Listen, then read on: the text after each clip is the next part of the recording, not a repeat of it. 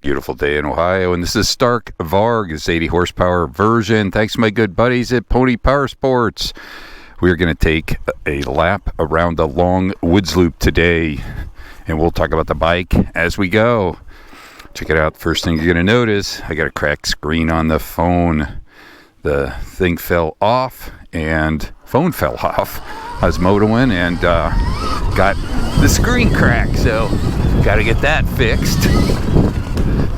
Now, this bike has a right foot brake, which makes it easy to just jump on and go because you don't have to get used to something else. And I'm running 45 horsepower, which is probably a little much. But in the woods, the reason I like 45 is it gives you that instant wheelie kind of thing. Because you don't have a clutch. It lets you to just use the throttle, but it's super easy to control. 40 might be a little better, but I don't know, I like that little snap.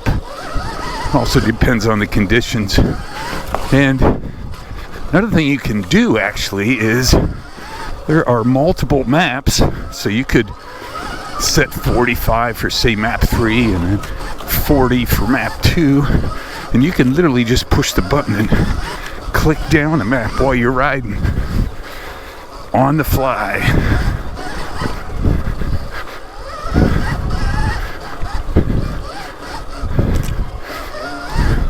The agility of these things, you got just a little electric motor and no piston or cranks and all that stuff. So while it has mass when it comes time to slow it down, the back and forth agility is amazing. Kind of like steering it side to side on these tight trails. It feels really super agile. No vibration.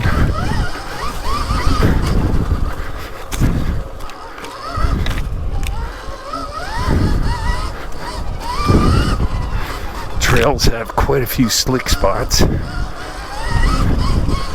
These are the stock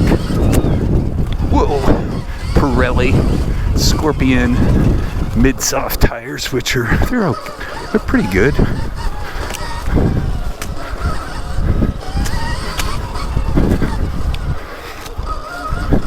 Oop, got a little go around for the tree.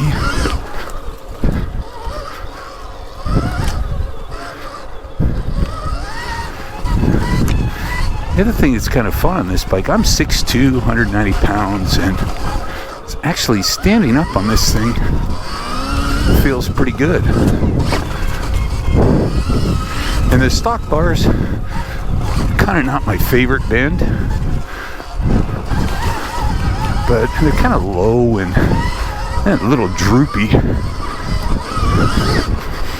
But I don't know, it doesn't really bug me, I just use them. Man, that thing squirts. It's got so much power right out of the corners like that.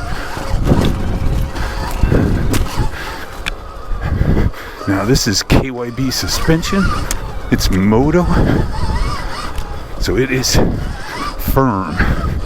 Bike is 260 pounds and it is well damped. But for this stuff, I just opened the clickers. I'm running about 14 compression and main rebound, and high speed compression I got turned out. I think it's 40 clicks, maybe I'm on 30. And same thing on high speed rebound.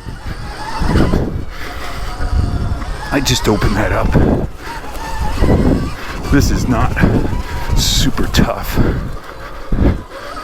kind of trails though in terms of harshness, but it's more than rideable for me when I open the clickers.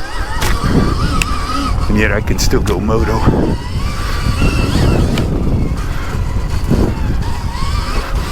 A lot of guys replace the stock super paper thin inner tubes, which are light, with regular tubes. I think they've done that on this bike already.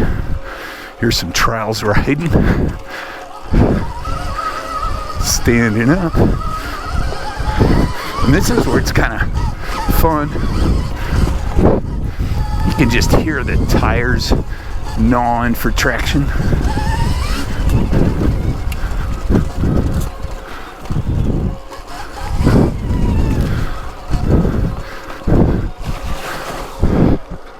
Like I said, standing is really comfortable on this bike.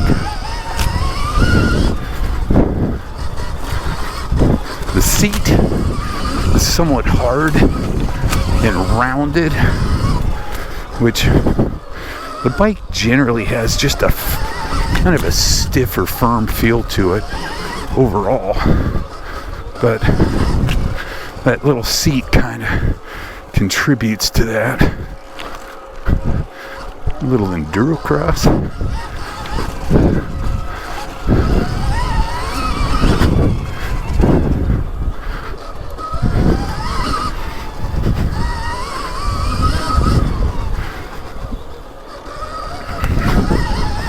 Oh, this thing is fun. Stealth.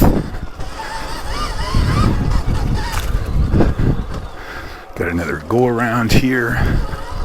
Put some trees down. We are in the woods. It's like a green tunnel.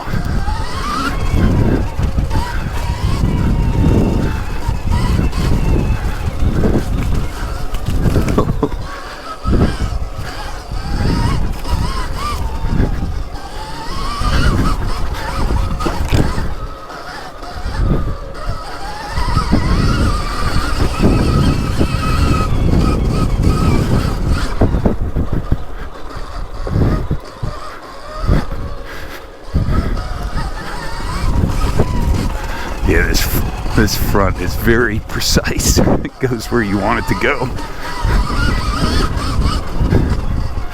With very low inertia feel. And this kind of riding I'm doing right here, 45 horsepower in the woods, I get about, it's like 15%, it's like 15% battery in 30 minutes of this kind of riding. So I mean, I think you could easily go 2 or 3 hours. Honestly, I'm usually done after about an hour of fighting around in the woods. It's got more than enough range for my goofing around. A little soggy right here. And even when I took it to the moto track, I was riding Kick and Roost MX. I think I used about 58 minutes of riding, and I think I still had like 50% battery left. And that was at 55 horsepower, but I'm a slow vet guy. I'm sure the young fast dudes can drain it in 35 to 45 minutes, but real world riding for me, no way. It's got plenty of range.